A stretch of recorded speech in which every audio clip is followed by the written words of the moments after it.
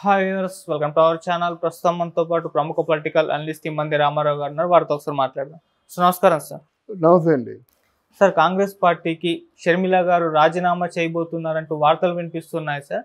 మరి వార్తల్లో నిజమెంత ఉంది? ఎందుకు మరి కాంగ్రెస్ పార్టీకి రాజీనామా చేయాలన్న ఆలోచన ఆమెకు వచ్చింది? అంటే ఆ కాంగ్రెస్ పార్టీ ఎప్పుడైనా అదే విధంగా ఉంటుందా? అతను డెవలప్మెంట్ చేయలేక ఇటువంటి నిర్ణయం తీసుకుందా అని చెప్పేసి కొంతమంది అభిప్రాయపడుతున్నారు సార్. మీరేం చెప్తారు సార్? ఇప్పుడు రాజీనామా చేయబోతుంది అని చెప్పే కంటే కాంగ్రెస్ పార్టీలో ఉన్న వాళ్ళే రాజీనామా చేయమంటున్నారు. అంటే వాళ్ళు కాంగ్రెస్ పార్టీలో సీనియర్ నాయకులు లేడీస్ ఉంటారు కదా, మార్నింగ్ ఆవిడ చాలా ఏడ్చుకుంటూ చెప్పింది, కాంగ్రెస్ పార్టీని అంతకుముందు ఎప్పుడు ఆఫీసులో కూర్చునే వాళ్ళం కానీ ఇప్పుడు సర్వ నాశనం చేసేసిందని చెప్తున్నది. మరి ఇది మనం కూలక్షంగా ఆలోచించినట్టయితే షర్మిల గారు అసలు రాజకీయ స్ట్రాటజీ తప్పు. ఆవిడ తెలంగాణలో అడుగుపెట్టడం ఏంటండి? నా మెట్నీళ్ళు అంది విన్నారు.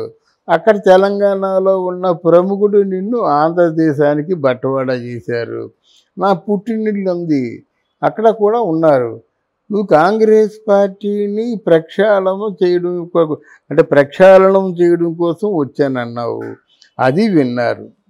అలాగే తర్వాత వాళ్ళ నాన్న కలలు కన్నటువంటి రాహుల్ గాంధీని ప్రధానమంత్రిగా చూడాలన్న తపనతో వచ్చానన్నావు, దానికి ఒప్పుకున్నారు. కాంగ్రెస్ వాళ్ళందరూ చప్పట కొట్టారు.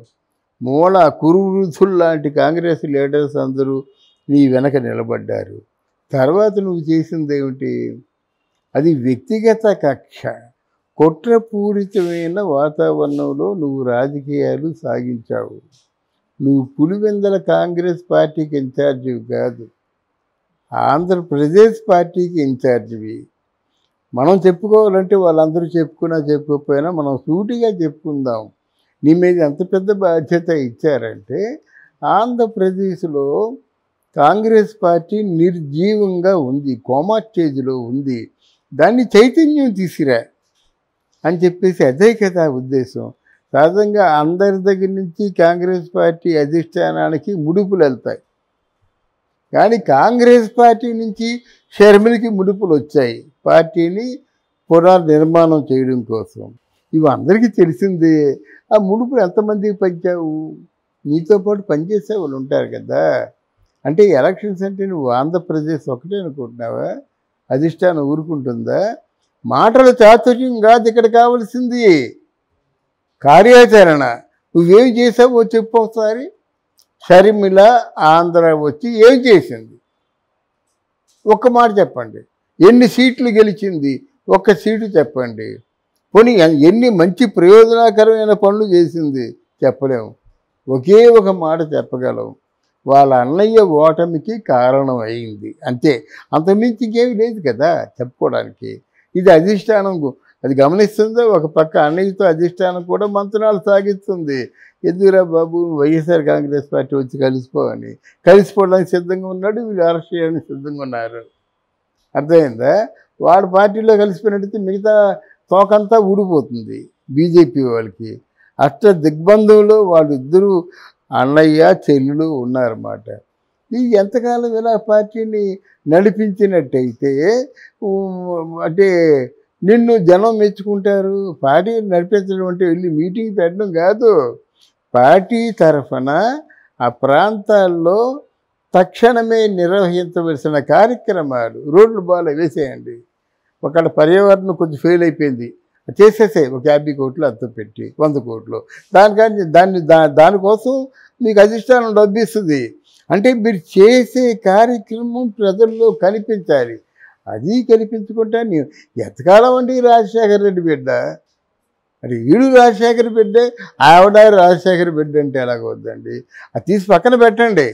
ఇప్పుడు రాజశేఖర రెడ్డి, ఇప్పుడు ఇందిరాగాంధీ మనవడు అని చెప్పేసి ఏ రోజైనా సంజయ్ గాంధీ కానీ రాజీవ్ గాంధీ కానీ చెప్పుకున్నారండి? అసలు ఆ మాటే లేదు కదా. మా నాన్న జవహర్లాల్ నెహ్రూని ఇందిరాగాంధీ చెప్పుకోలేదు, వాళ్ళ తాత మోతీలాల్ పండిట్ అని ఇందిరాగాంధీ చెప్పుకోలేదు, మా అమ్మ ఇందిరాగాంధీ అని చెప్పేసి రాజీవ్ చెప్పుకోలేదు. ఈరోజు వాడు పేరు రాహుల్ గాంధీ కూడా పదే పదే ఇందిరాగాంధీ రాజీవ్ గాంధీ ప్రస్తావన తీసుకురాడు. అది బాగుండదు, ఇది చిల్లరగా ఉంటుంది. కానీ వాళ్ళ తాతలు వాళ్ళు గొప్పగా ఉండండి, వాళ్ళెందుకు బజార్లో లాగనిస్తారు, మీరు లాగుతారు. కనుక డెఫినెట్గా షర్మిల మాత్రం ఈ పార్టీ నుంచి తప్పకుండా వెలువేయకముందే ఆవిడ రిజైన్ చేస్తుందని విశ్వసనీయ వర్గాల ద్వారా పోగొట్టారు. అలాగే తర్వాత వాళ్ళ నాన్న కలలు కన్నటువంటి రాహుల్ గాంధీని ప్రధానమంత్రిగా చూడాలన్న తపనతో వచ్చానన్నావు, దానికి ఒప్పుకున్నారు. కాంగ్రెస్ వాళ్ళందరూ చప్పట కొట్టారు. మూల కురువృద్ధులు లాంటి కాంగ్రెస్ లీడర్స్ అందరూ నీ వెనక నిలబడ్డారు. తర్వాత నువ్వు చేసింది ఏమిటి? అది వ్యక్తిగత కక్ష, కుట్రపూరితమైన వాతావరణంలో నువ్వు రాజకీయాలు సాగించావు. నువ్వు పులివెందల కాంగ్రెస్ పార్టీకి ఇన్ఛార్జివి కాదు, ఆంధ్రప్రదేశ్ పార్టీకి ఇన్ఛార్జివి. మనం చెప్పుకోవాలంటే వాళ్ళందరూ చెప్పకపోయినా మనం సూటిగా చెప్పుకుందాం.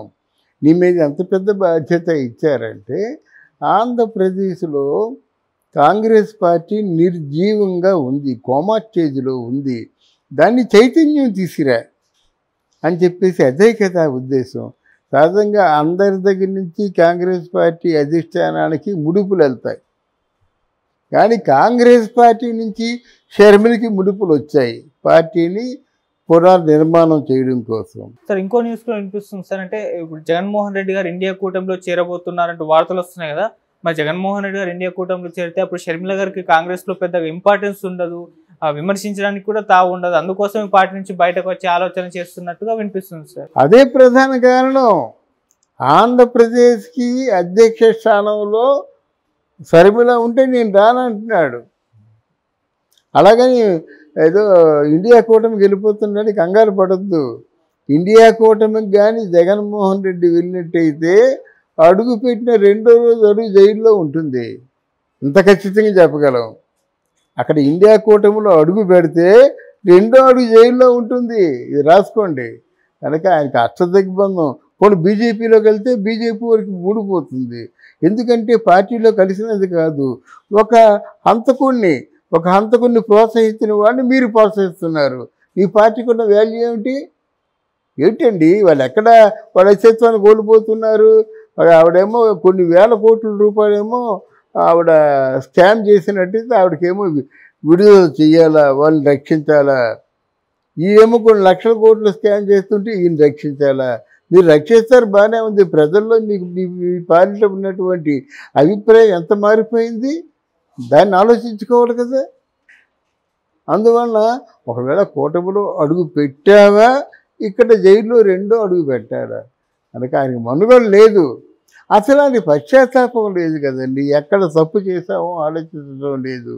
ఇంకా బయట వాళ్ళ మీద బురద జల్లేద్దాం అనేటువంటి దూకుడు తప్ప ఎక్కడ మనం ఫెయిల్ అయ్యాం, ఎందుకు ఫెయిల్ అయ్యాం అంటే పర్వాలేదు, జనంలో తిరుగుతున్నాం. మరి తిరిగింది నువ్వు ఎన్నికల్లో ఎంపికైన తర్వాత 3 సంవత్సరాలు తిరిగితే బాగుండుగా.